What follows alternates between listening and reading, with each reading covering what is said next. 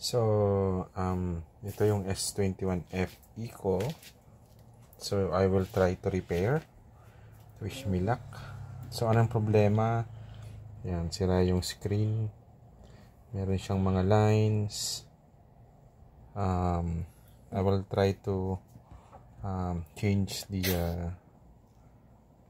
screen. So, ito yung nabili ko na kapalit niya na screen. So, I have to move all the parts to this one. So, salamat sa Lazada. At, merong nabibiling ganyan yan. So, I'll try to repair it myself. Siguro, give me around, 2 hours? And let's see what will happen. Okay, so ito na siya. Na disassemble ko na. Okay, ito pala yung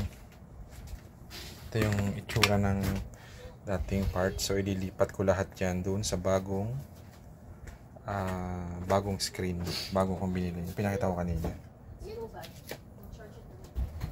So, ito yun. Wait lang. Ayan. So, everything needs to be migrated to this one. From this one na broken to this one na okay. So, yun yung lahat na parts. Mahirap siyang gawin. But it's also, so hopefully it will work. Thanks. Ito na. Na-assemble ko na siya. Ito yung luma. So, the moment of truth. We're gonna turn it on now. Yun! Success! Let's see.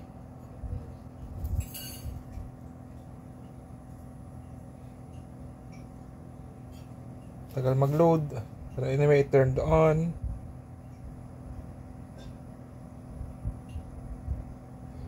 Oha, upon starting. Yes! Woohoo! Okay. Seems to be working.